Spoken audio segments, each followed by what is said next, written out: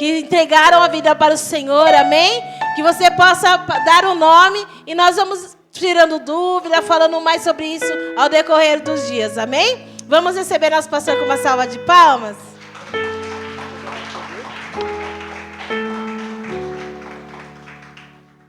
Amém, meus irmãos? Amém. Tem alguém feliz com Jesus? Então você pode aplaudir a Ele mais uma vez, bem forte, com alegria. Aleluia. Amém. Quero aqui receber os visitantes. Deus abençoe a vida de vocês. Meninas, vou falar uma coisa, gente. Haja voz e disposição, tá? Hoje nós tivemos a honra de estar lá na comunhão rara, né? Gente, tenho problema com o nome. É Cleia, a Camille e a Edivane, né? Você é a Cleia. Eu vi a Cleia cantando lá, esse mesmo louvor. Aí eu fiquei pensando, se eu faço isso, chega à noite e não tenho voz.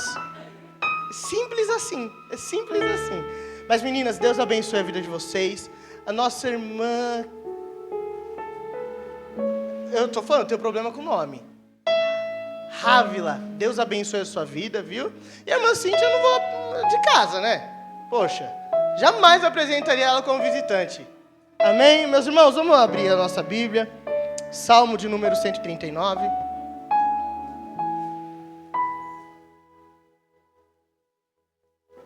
Hoje nós fechamos a nossa série de mensagens sobre os atributos de Deus. Já falamos sobre onipotência, já falamos sobre a onipresença e agora nós vamos falar sobre a onisciência. Vamos todos lermos juntos aqui no projetor, na mesma versão, no mesmo tempo, no mesmo gás, no mesmo fôlego, na contagem de 3. Amém? 1, 2, 3. O Senhor...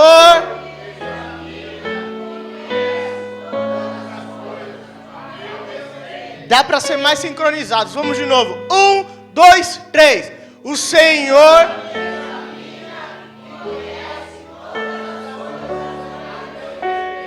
Amém. Pai, em nome de Jesus, nós precisamos muito ouvir a Tua voz. Continua ministrando, continua fluindo, Pai, nesse altar de adoração. Pai, que nós possamos sentir a revelação da Tua palavra. Que ela toque, Senhor, em lugares que só o Senhor pode chegar. Que o Senhor movimente em lugares que só o Senhor pode movimentar. Pai, repreende tudo que vem para causar, Senhor, cansaço, desânimo, roubar a Tua palavra de nós. Repreende agora em nome de Jesus, porque nós precisamos, Pai, sairmos daqui completos e cheios do Teu Espírito. É o que nós oramos e te pedimos em nome de Jesus. Amém. Pode se assentar. Depois que você sentar, você pode aplaudir Jesus mais uma vez.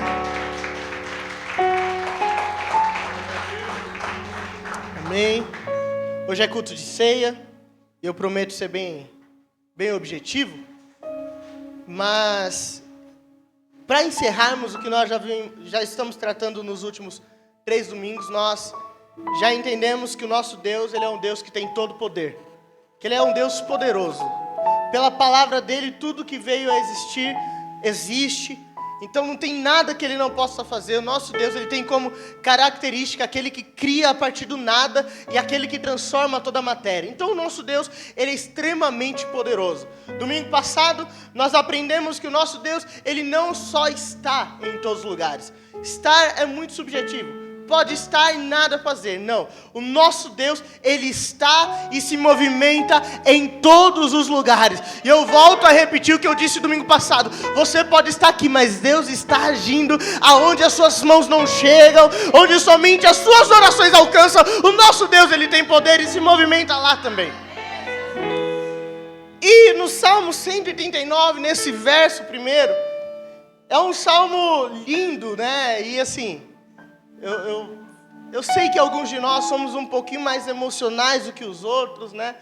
E muitas das vezes nós lemos esse salmo em momentos de tristezas, em momentos de dor. O salmista, ele abre o salmo dizendo: Senhor, Tu me sondas e me conheces. Ele usa 2 termos muito parecidos: sondar e conhecer. São 2 palavrinhas que, se nós não interpretarmos ela corretamente, tira um pouquinho do peso dela.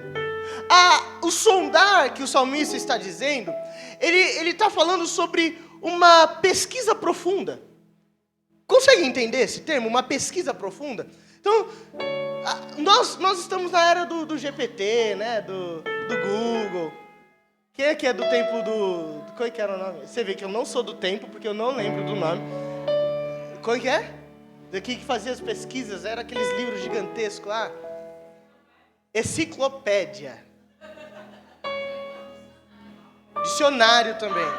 Atlas. Misericórdia. Eu sou muito feliz de ter nascido em 2000, gente. Eu sou feliz. Até para falar é difícil. E hoje nós somos rasos nas nossas pesquisas.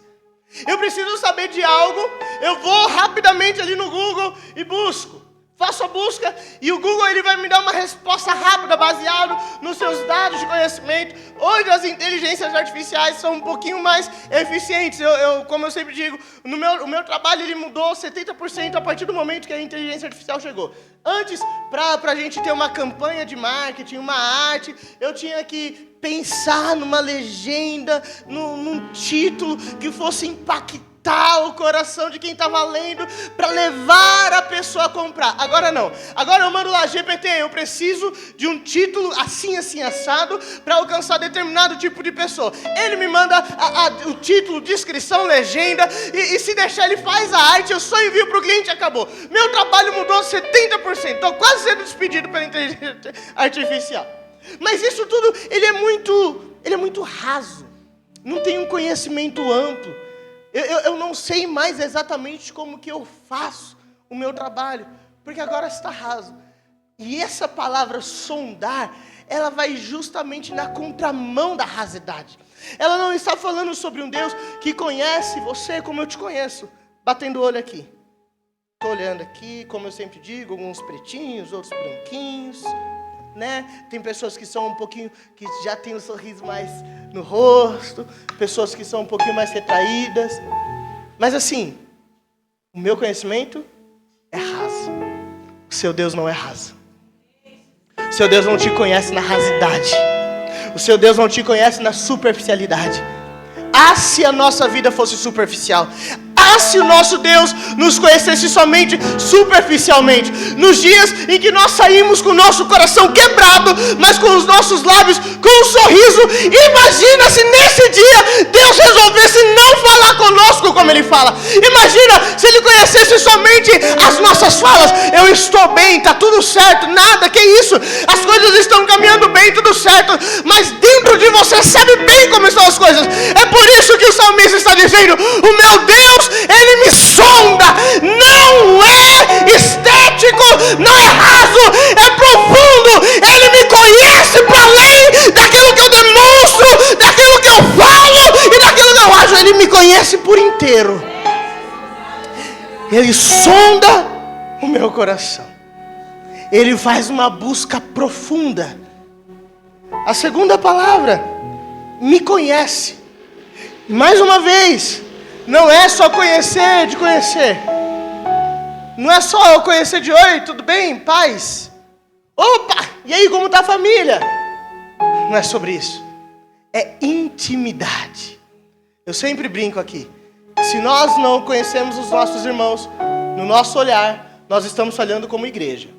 Se eu bato o olho no meu irmão, que sempre está sorrindo, naquele dia o sorriso está meio amarelo, eu acho que a gente não está sendo igreja, comunidade, como deveria ser. Porque lá em casa é assim, eu acordo e a minha esposa já sabe como que eu acordei. Não precisei dar nenhuma palavra. Ela sabe como está. Às vezes, minha mãe me manda mensagem. Bom dia, filho. Bom dia, mãe. O que você tem? Por mensagem. Conhecimento um pouquinho mais profundo. Agora pensa o seguinte. Eu sou filho, eu sou gerado. Eu vim do ventre dessas duas pessoas maravilhosas. Vocês viram como a minha mãe é linda, gente? Vocês viram? É maravilhosa, né? Eu vim desse ventre maravilhoso. E ela me conhece. Ela me conhece quando eu era só um... Qual é que é o nome? Era só um embrião. Acho que era um pouquinho antes disso, né? Um zigoto.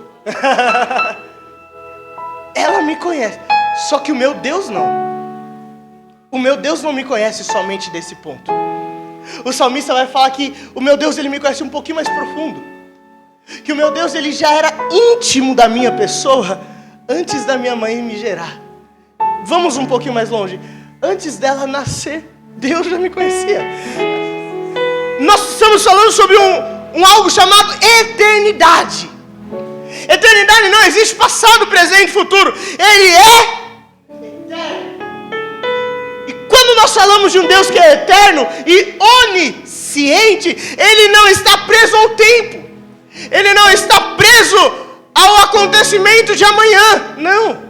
O que vai acontecer amanhã, o salmista Davi diz, ele já havia escrito, ele já tinha falado, antes mesmo de eu ser gerado, ele já me conhecia, já me chamava pelo nome. Você tem um Deus que te conhece pelo teu nome. Talvez você entrou aqui hoje esquecendo quem você é, mas hoje o Papai do Céu te trouxe para trazer um choque de realidade.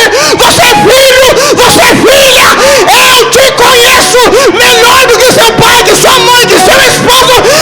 Eu te conheço intimamente.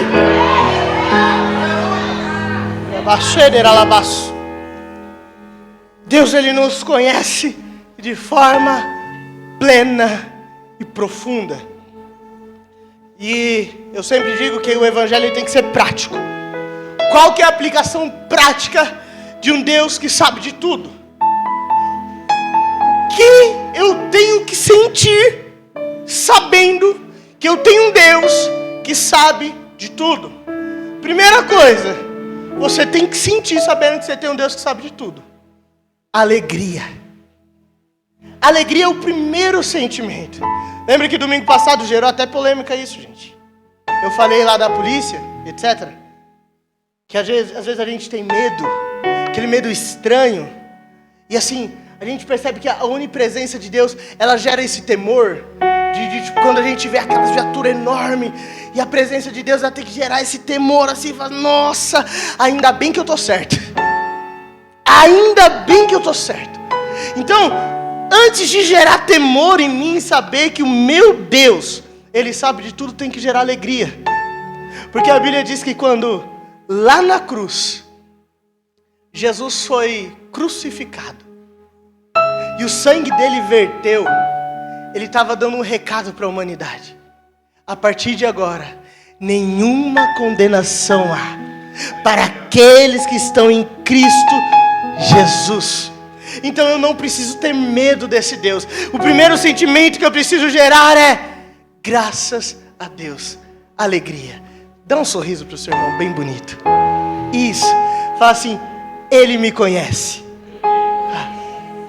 Agora fala para outra pessoa, sem esse medo que você está olhando, com um sorriso bonito de quem está feliz. Ele me conhece. Esse é o sentimento que tem que ser gerado. Salmo no 139, o verso 16, o mesmo que nós estávamos lendo. Os teus olhos me viram substância ainda informe, e no teu livro foram escritos todos os meus dias, cada um deles escrito e determinado, nenhum deles havia ainda. Romanos 8, 26 também, o Espírito semelhantemente nos assiste em nossa fraqueza, porque não sabemos orar como convém, mas o mesmo Espírito intercede por nós sobremaneira, com gemidos inexprimíveis. Pastor, por que eu tenho que ter alegria nesse Deus? Porque Ele conhece até aquela palavra que não sai da sua boca. Até, sabe, aquele choro, que é um choro de amargura, de angústia, que não vem carregado de palavra, vem carregado só de sofrimento. Ele sabe e Ele conhece exatamente cada palavrinha dessa lágrima. Eu preciso ter alegria, sabendo que meu Deus sabe de tudo, porque eu não preciso me preocupar com o dia de amanhã. Ele já sabe o que vai acontecer.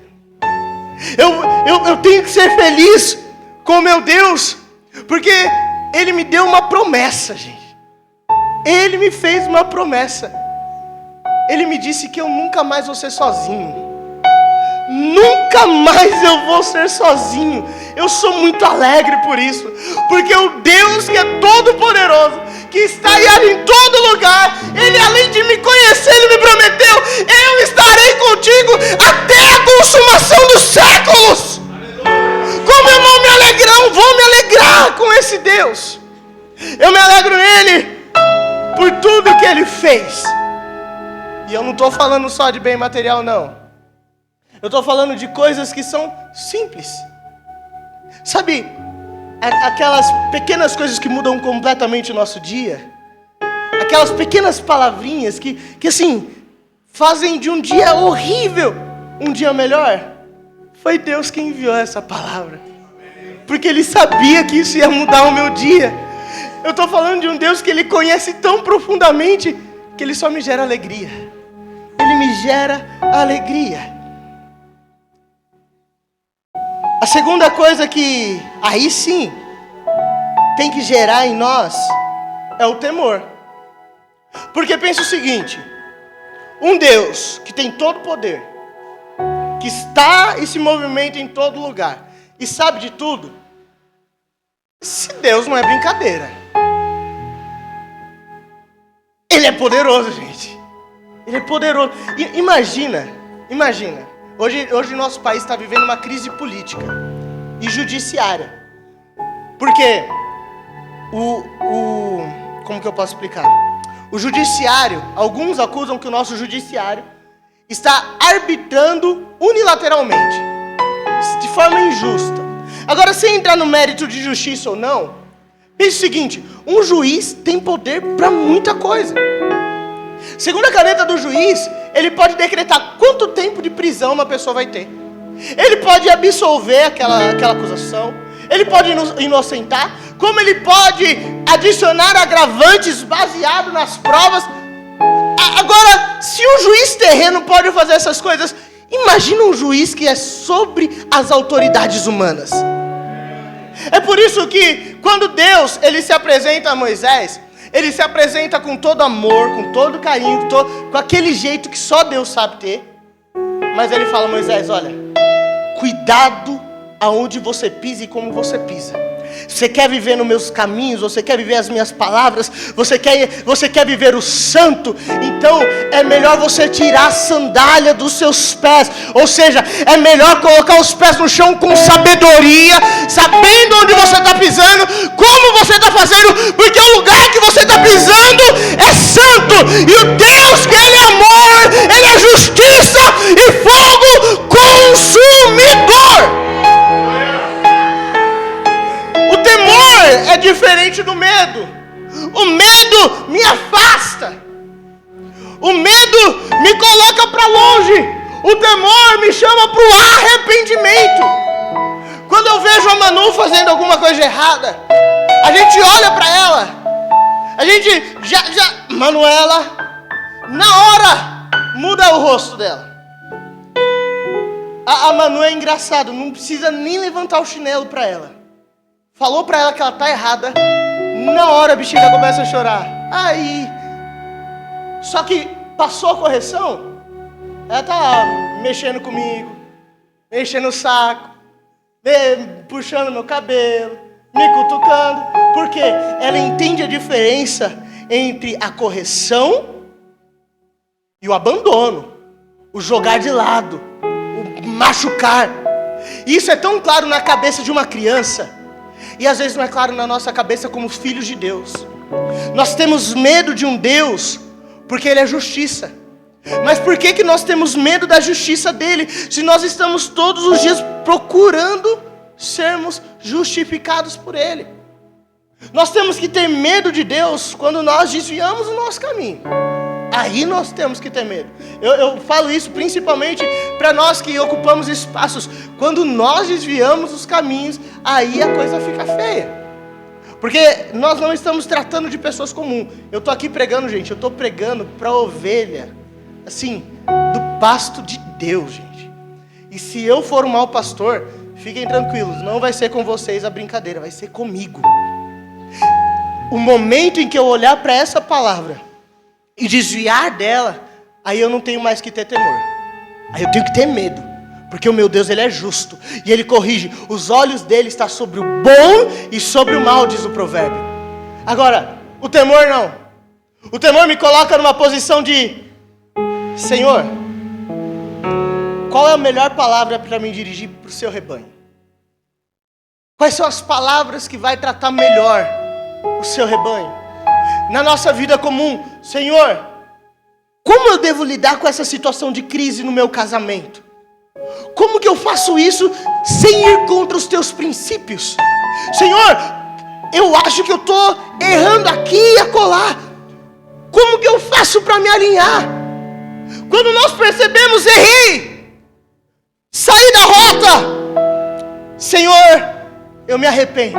Aquele que se arrepende e deixa, alcança misericórdia. O temor do Senhor, ele me leva para o arrependimento. O medo não. O medo me afasta dele. Então é por isso que temor e alegria podem andar juntos. Alegria e medo não caminham juntos. Ou eu tenho medo, ou eu sinto alegria. Temor não. Eu consigo ser alegre com meu Deus que é bom e viver em comunhão com Deus que é justo, porque Ele me justificou. Essa é a segunda parte. Provérbios 15, 13. Os olhos do Senhor estão em todo lugar, contemplando os maus e os bons. Hebreus 4, 13. E não há criatura que não seja manifesta na sua presença. Pelo contrário, todas as coisas estão descobertas e patentes aos teus olhos, daquele a quem temos de prestar contas. O autor de Provérbios está falando o seguinte: ele está olhando para além do que você mostra. Ele está olhando profundamente. Então, tema ao Senhor. É o princípio da sabedoria e do amor. Em terceiro, uma das palavras que eu acho que é mais importante na nossa vida como cristãos é a segurança em Deus. Saber que nós temos um Deus que sabe de tudo nos traz, ou pelo menos tem que nos trazer, o sentimento de segurança. Eu quero ler com vocês uma história que está em 2 Reis, segundo livro dos Reis, capítulo 6, versículo 8, e nós já vamos partir para a ceia. Verso 8. 2 Reis 6, 8. Versículo 8.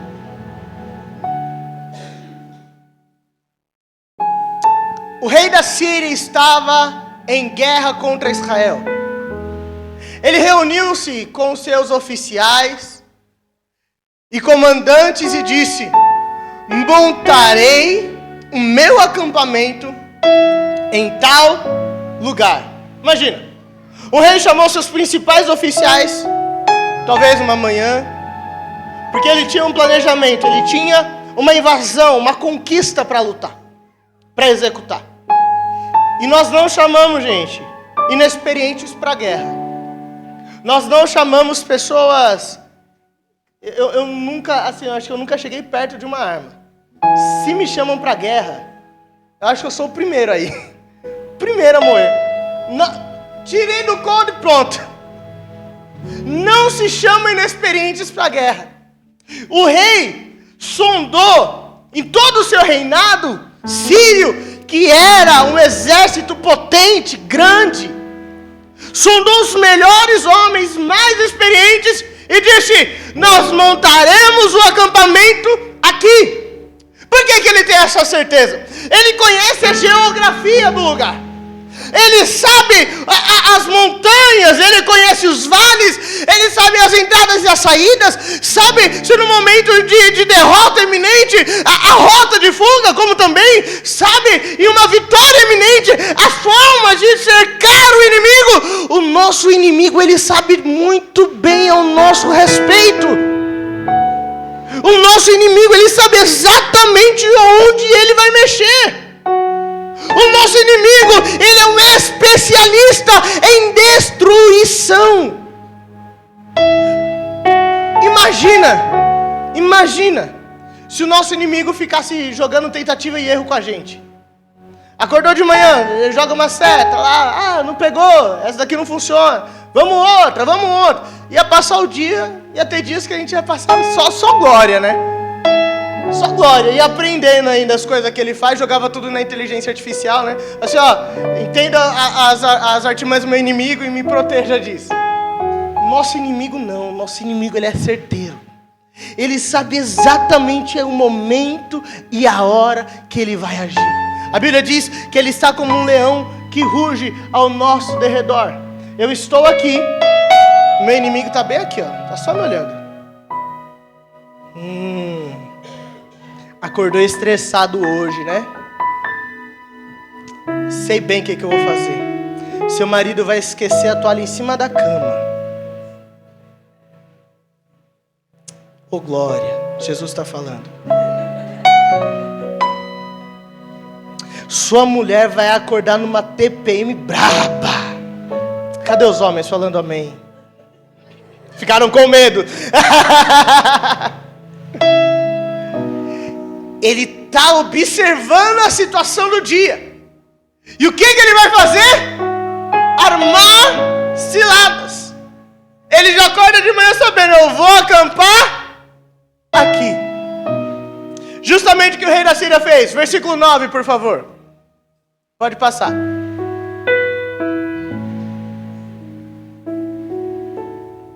Imediatamente, o homem de Deus mandou uma mensagem ao rei de Israel: não passe em tal lugar, pois os sírios estão descendo para lá. Imagina essa situação. Lá na Síria está havendo um complô, um planejamento. Mas em Judá está havendo uma boa notícia. Um homem acordou pela manhã e sentiu no interior dele: estão planejando mal. Estão planejando mal contra o rei. Espera aí. Ô rei, cuidado, porque os assírios eles estarão ali. Desvia a sua rota. Vai por ali. Sabe por que nós precisamos ler a Bíblia, gente? Aqui eu estou chegando no final. Porque a Bíblia é a lâmpada e luz para os nossos caminhos. Deus, Ele não vai ficar mandando profeta todo dia, toda hora, toda noite, dizendo: olha, não vai por aqui não, não vai por aqui não, nem precisa, porque se tem uma profecia que eu preciso todo santo dia, está contido nessa palavra, nesses 66 livros.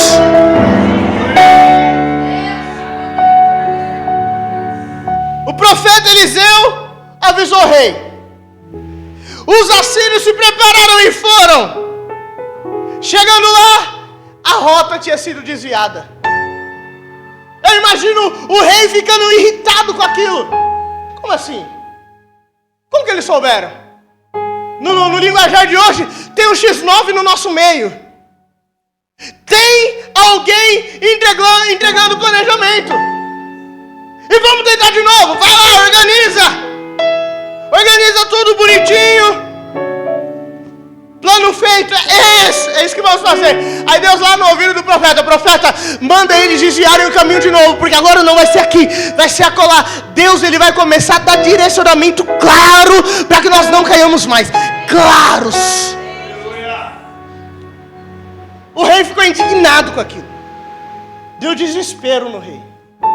Até que teve um rapaz que se levantou e falou: ô rei, deixa eu te falar um negócio. Tem um homem chamado Eliseu. Sabe essa terra que a gente está tentando invadir? Esse cara tem um negócio diferente. Porque, rei, você pode estar sozinho no seu quarto. Você pode nem abrir a sua boca para falar com ninguém. Mas o Deus desse povo, ele sai lá do quarto, correndo com o mensageiro, chega no profeta antes mesmo de selar o propósito.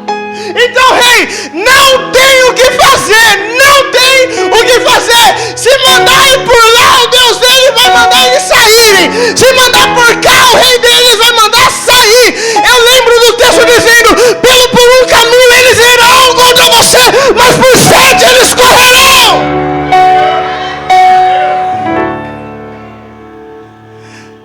Final da história é linda, porque nós queremos um um Deus punitivo. Nós queremos um Deus que mata. Nós queremos um Deus que acaba com os nossos inimigos. Nós queremos um Deus que acaba com a vida daquela fofoqueira. Nós queremos um Deus que tira aqueles empecilhos da frente e manda direto para o inferno quem nos fez mal. Aí o Deus onisciente falou: você quer saber o negócio? Eu vou mostrar que eu tenho poder, que eu estou e eu ajo em todo lugar. E essa batalha vai ser vencida sem que haja um derramamento de sangue. Deus permitiu que eles chegassem até pertinho da casa do profeta. E vai ter momento que as lutas vão bater na nossa porta. Elas vão chegar bem de frente com a gente. Vão querer enfrentar a gente de cara. Você tem que estar preparado para isso. Geazi ficou desesperado, Will. Porque imagina isso. Acordou de manhã, abriu a janela. Ele viu uma série de cavalos.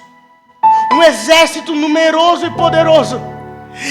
E às vezes a gente abre a janela do nosso quarto, a gente abre a janela da nossa vida. E o que nós vemos? Um exército invencível. Que não tem jeito, não tem como vencer. Mas aí que está a diferença daquele que serve um pouco e daquele que serve bastante. Daquele que conhece Deus de ouvir falar e daquele que conhece Deus de caminhar com Ele. Tem quem conhece Deus de ouvir falar, sabe que Ele faz milagre, sabe que Ele sabe de tudo, sabe que Ele faz tudo, mas não vive isso. Agora quem vive com Ele, o profeta falou assim: o que está acontecendo, Jaci? Que você está meio nervoso? Quem que você está vendo? Oh, profeta, tem um monte de gente lá fora e eu acho que eles vão invadir. Eu imagino o profeta dando aquela risada, sabe, aquele riso irônico.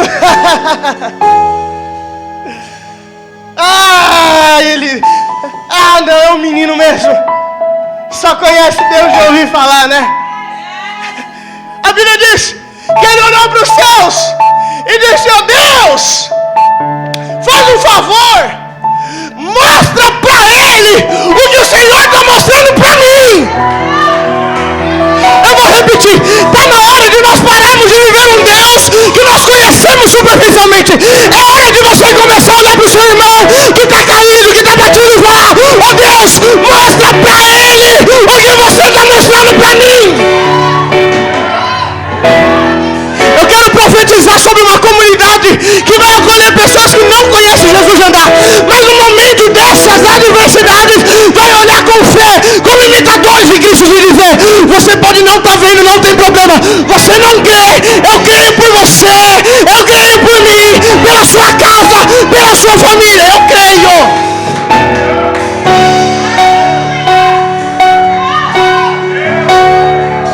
Você pode não crer, eu creio por você. Repito o que o profeta disse: oh Deus, faz eles sentirem o que eu estou sentindo aqui. O Deus onisciente está passeando no nosso meio.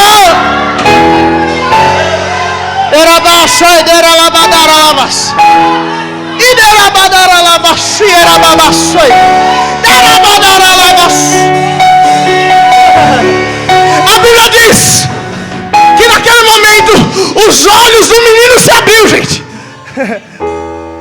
Sabe o que é lindo? O povo não sumiu, as carruagens não sumiram, elas ainda estavam lá. Mas quando o menino olhou para os céus, a Bíblia diz que a visão mudou. Antes ele estava vendo um exército numeroso na frente dele. Agora o texto diz: um exército muito numeroso, celestial. Vamos parar de lutar com a nossa força. Vamos deixar na mão daquele que é celestial. Aí Eliseu falou: você quer saber uma coisa? Tem guerra que a gente vence no enfrentamento. Tem guerra que a gente enfrenta com sabedoria. Sabe o que é enfrentamento? Tem hora que a gente tem que pegar o Satanás que está agindo na nossa casa, no nosso serviço, na nossa família, dá uns gritos com ele: eu não te aceito aqui, sai em nome de Jesus. É isso que a gente tem que fazer às vezes. Mas às vezes sabe o que nós precisamos fazer? Ficar caladinhos, quietinhos.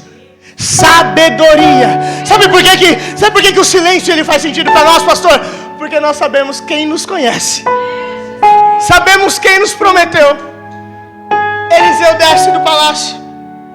Fala o seguinte: vocês estão procurando alguém, né? Ô Deus, segue esses homens aí. Cega eles. Ficaram cegos. Eliseu falou: vocês estão querendo esse rei, estão querendo isso, né? Vem aqui comigo.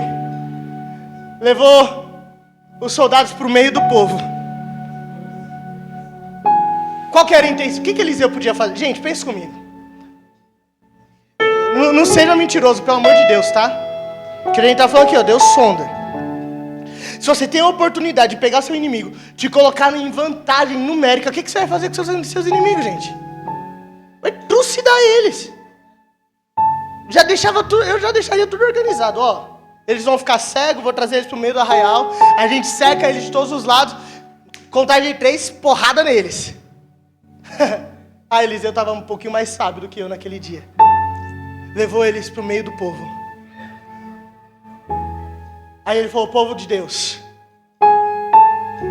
não derramaremos sangue, não mataremos eles. Mas Eliseu, o que a gente vai fazer com eles? O que nós faremos em relação a eles? Simples. Prepare uma boa mesa, água fresca. As panificadoras coloquem os pães para ficar bem quentinho, porque essa guerra vai terminar na mesa.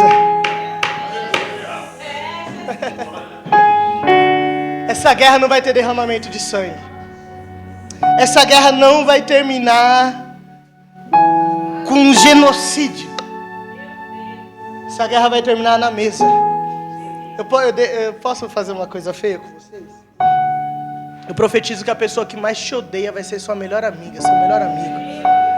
As pessoas que tanto tentaram mal contra você serão aquelas que vão aplaudir e falar: é isso aí, olha o que Deus fez na vida dele.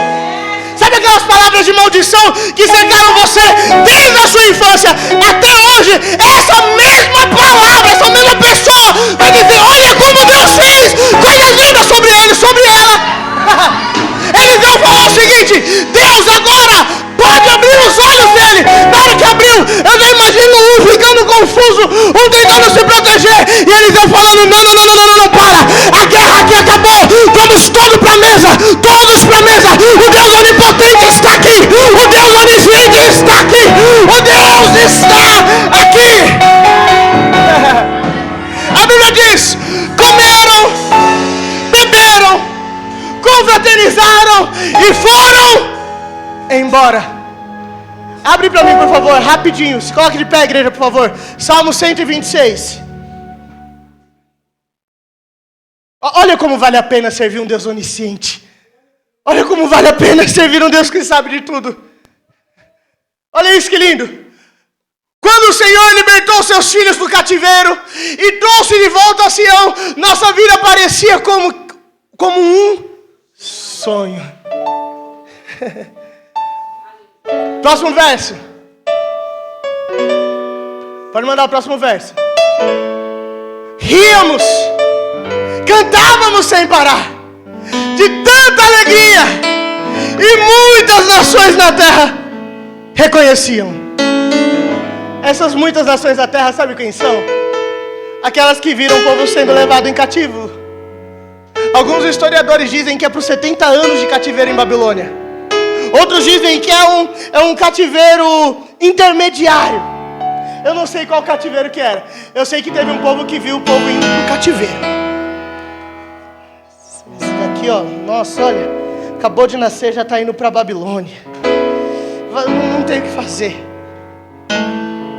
Aí os mesmos que viram aqueles coitados chorando, levando as suas poucas coisas para a Babilônia.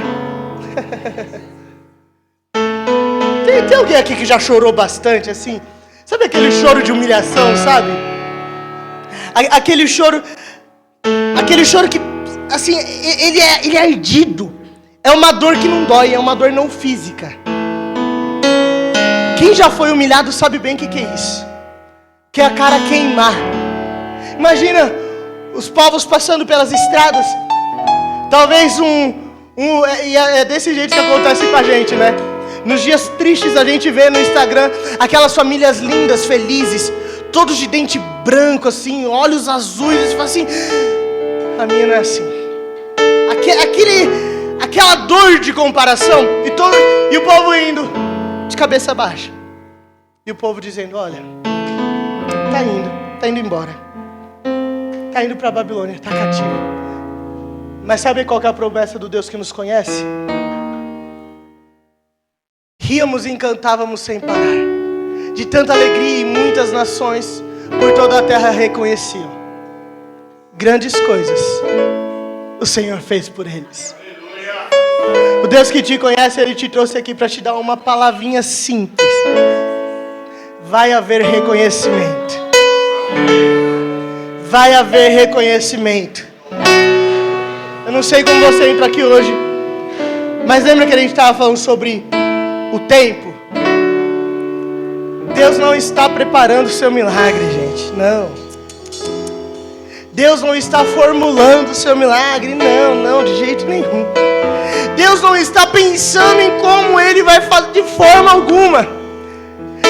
Você está sendo moldado. Você está sendo quebrado, reajuntado, modelado, e se precisar, quebrado de novo, mas nunca descartado. Porque o Deus que eu sirvo, Ele não prepara coisas, na eternidade já está pronto. Você vai viver um milagre, mas já está pronto, tá? Já está pronto. O que você veio buscar já está pronto. O que você precisa já está pronto.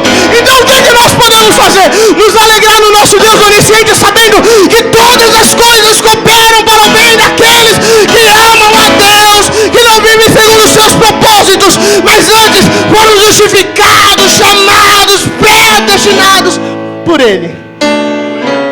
Gostaria que você erguesse suas mãos.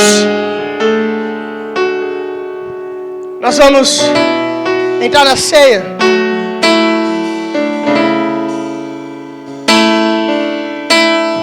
Eu gostaria que você louvasse.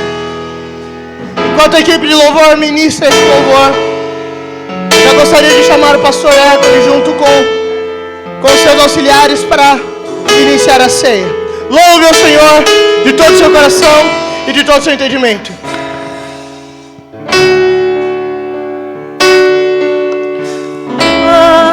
Me arrependo, Senhor, me arrependo, Senhor. Eu quero voltar ao primeiro amor, ao primeiro amor. Eu quero voltar a Deus. Eu quero voltar ao primeiro amor, ao primeiro amor. Eu quero voltar. Louvado seja o nome do Senhor Jesus. Aplauda ao Senhor Jesus mais uma vez, bem forte. Aplauda ao Senhor Jesus mais uma vez, bem forte. Glorifique, exalta o nome do Senhor. Eu gostaria de chamar aqui os diáconos que já estão se preparando. Presbítero Sebastião. Gostaria de chamar também pastor Daniel. E hoje eu gostaria que todos viessem aqui à frente. Pastor Daniel, pastor Valdir. Hoje nós vamos fazer algo que Deus ministrou ao meu coração e que com muito orgulho nós vamos viver esse momento. O momento em que nós vamos ouvir uma ministração, uma palavra semeada por um homem que sonha com Deus, que sonha estar participando todas as santas ceias do Senhor. Então hoje, a igreja pode se assentar. Hoje nós vamos fazer algo diferente. Eu vou estar ministrando liturgicamente a Santa Ceia, auxiliado pelo presbítero Sebastião, pastor Daniel. Mas o pastor Valdir, ele vai estar trazendo uma ministração breve a respeito da Santa Ceia, a ordenância do Senhor Jesus para esta data. O pastor Valdir, ele vai fazer esta ministração, depois ele volta para mim e eu farei então a ministração litúrgica da ceia do Senhor. Amém? Então eu gostaria que você preparasse o seu coração, abrisse o seu coração, deixasse Deus falar, porque Ele tem algo especial para você. Que todos possam ouvir atentamente e reconhecer que hoje é o seu dia de estar aqui. Hoje foi o dia preparado para o Senhor. Amém? Receba o pastor Valdir. Glória a Deus. Eu estou...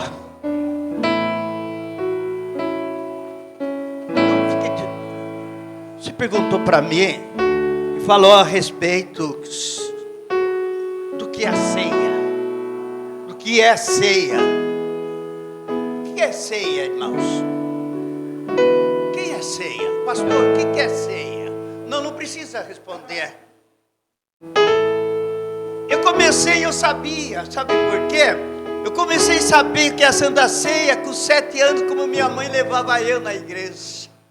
Eu comecei a gostar, gente. Mas nós tem uma coisa, irmãos. Quando eu via minha mamãe, minha avózinha, ela, uma mulata linda. Eu falei, ô vó, onde você vai? Aí vou na ceia do meu Deus. Perfume, coisa demais. Você vai na casa de Deus ceiar com o Senhor? E aí comecei a descobrir que esse Senhor que ela ia ceiar é o Senhor de hoje. É o Senhor que nós estamos. Porém, irmãos, uma coisa, alguém falava, o pastor, você quer ir para o céu? Valdir, eu quero. Mas eu vi, irmão, olha, faz tanta Santa Ceia, eu falei, será que tem lugar para todo mundo lá no céu?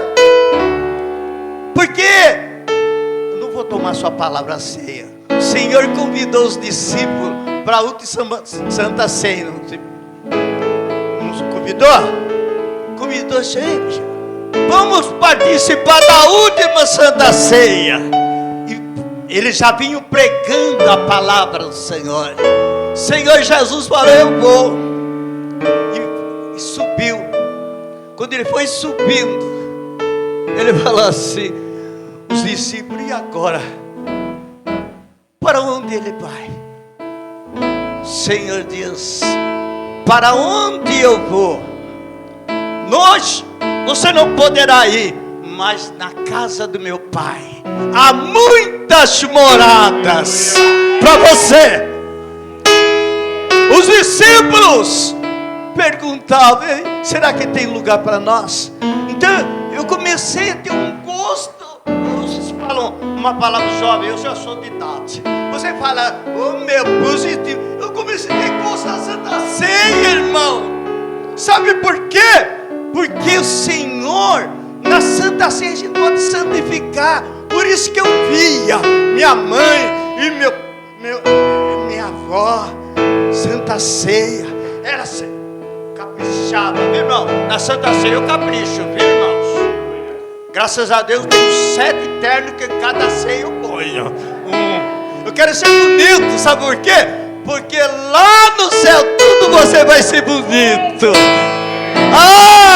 Lá no céu, irmão, por isso que você hoje está aqui, você está sendo abençoada, você está sendo trocada, as suas vestes vermelha por uma veste branca, aleluia.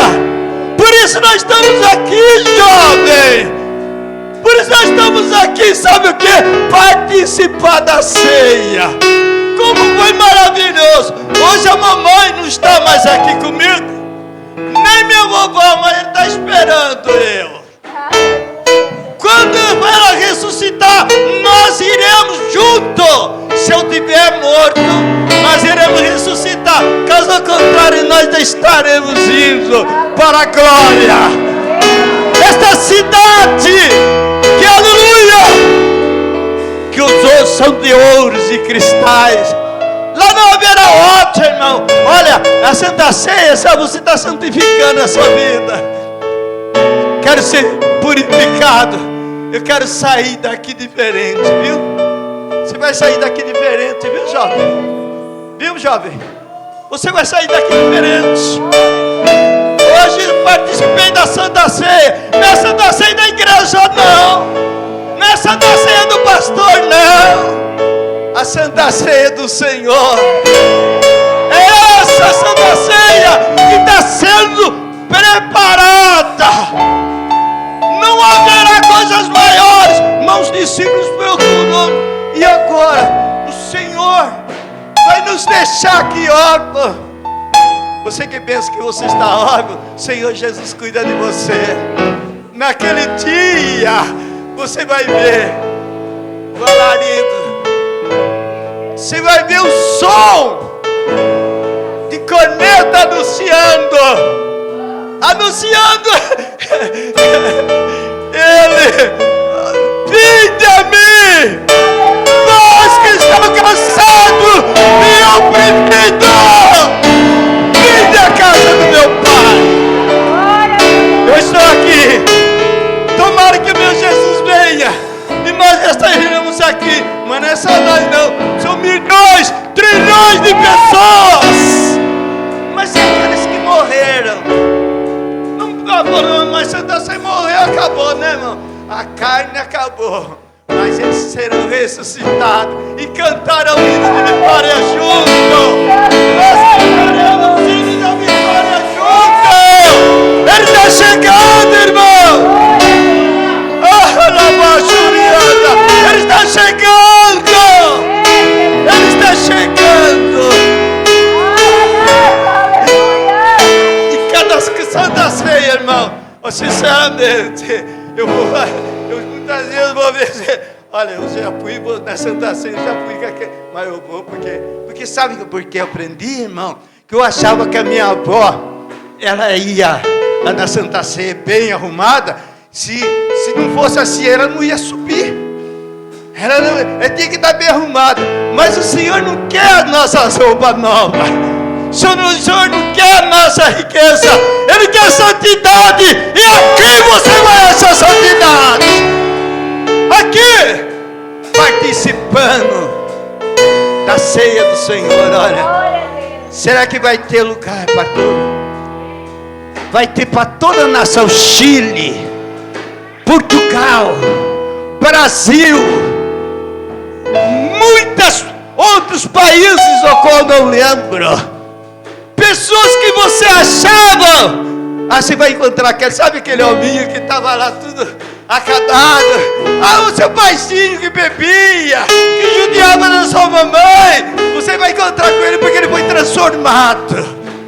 E tudo nós vamos subir junto. Eu estou aguardando, viu, irmãos? A Santa Ceia é uma coisa maravilhosa. Está dentro do meu coração, irmãos. A Santa Ceia é um momento que a gente pode purificar, buscar santidade. Quando eu saio, eu não sei, algumas pessoas falam assim: ô pastor, você está mancando. Eu manco, porque que divido aquela bênção que Deus deu para mim. Deus deu para mim uma bênção. Então muitas vezes eu quero sair assim, muitas vezes mancando. Pode ser mancando, mas eu saio com certeza. Se Jesus vier agora, nós viremos. Que Deus abençoe, irmão. Obrigado. Obrigado pela oportunidade de falar desse Deus, de falar assim de uma ceia. Em nome do Senhor Jesus, vamos preparar para participar da ceia. Amém? Vamos aplaudir o Senhor Jesus. Glória a Deus. Glória a Deus. Eu vou pedir Eu vou pedir aqui que, se puder, trazer a cadeira aqui para o meu pastor sentar aqui um pouquinho. Tá? Porque eu quero que o pastor permaneça aqui. Tá? É isso, a Santa Ceia.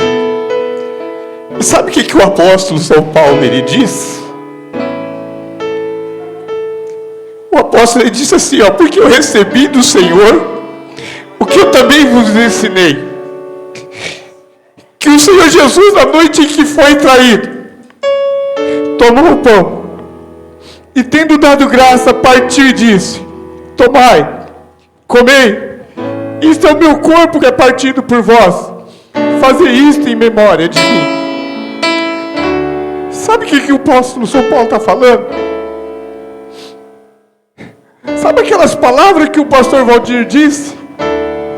Foi o que eu ensinei. Foi o que eu ensinei, que no dia que você sair da sua casa para tomar a sua Santa Ceia, alegre o seu coração. Enche-se de orgulho, porque você vai estar sentado à mesa junto com o Senhor Jesus.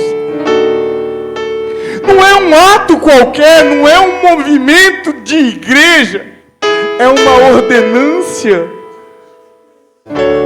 E o apóstolo Paulo, ele disse que esta ordem ele recebeu do Senhor, ou seja, eu não posso deixar de ensinar para a igreja estas coisas que o pastor Valdir acabou de falar, porque quem viveu esta experiência jamais vai se apartar do caminho do Senhor. Então eu quero aqui agradecer a Deus pela vida do pastor Valdir, o homem a qual Deus escolheu para cuidar da minha vida, para disciplinar-me no caminho e também para cobrir o meu ministério pastoral. E nós vamos dando então sequência à liturgia da Santa Ceia do Senhor. E a Santa Ceia do Senhor, ela requer, como o pastor Vitor pregou, não medo, mas temor. E dentro do temor do Senhor, a Bíblia vai dizer assim: analisa o homem a si mesmo, depois coma e beba do pão e do cálice do Senhor. Nós como igreja não estamos aqui para apontar situação de ninguém, nem quem pecou, nem quem deixou de pecar. Nós como igreja estamos aqui para dizer com todas as palavras: Deus ama todos nós pecadores, porém Ele abomina de cada um de nós o pecado. Mas essa noite é noite de arrependimento. Analisa-se o homem a si próprio, olha para dentro de você, confessa a Deus as suas necessidades e Ele vai te perdoar. Mas é assim sendo, pastor, eu posso tomar a Santa Ceia? Se você estiver em comunhão com a sua igreja e com o seu irmão, você está apto a tomar a Santa Ceia. Ah, mas eu não estou de bem, aconteceu algo no meu dia a dia, na semana corrente. Analisa-se o homem a si mesmo e peça perdão e participe da mesa do Senhor. Participe todos da Santa Ceia. Amém? Então nós vamos para o ato da lavagem das mãos. O que nada mais, nada menos quer dizer: até aqui nós fomos, daqui para frente nós lavamos as nossas mãos e é com você e o Senhor Jesus. Amém? Vamos lavar as nossas mãos. Cristo já nos preparou um manjar que nos comprou e agora nos convida a cear com celestial maná que de graça Deus te dá. Vem faminto tua alma saciar. Vem cear, o mestre chama, vem cear. Mesmo hoje tu te podes saciar. Poucos pães multiplicou, água em vinho transformou. Vem faminto a Jesus, vem cear. Eis discípulos a voltar. Louvado seja Deus. Irmãos, eu sei que a Santa Ceia a gente se torna um pouco mais emotivo. Mas são tantas coisas que acontecem no dia a dia da gente, que a gente realmente não tem como não se emocionar. Hoje eu tô vivendo algo tão especial na minha vida, no meu ministério, e estar hoje mais uma vez aqui, ministrando a Santa Ceia, e vendo aqui, o amor do pastor Valdir está querendo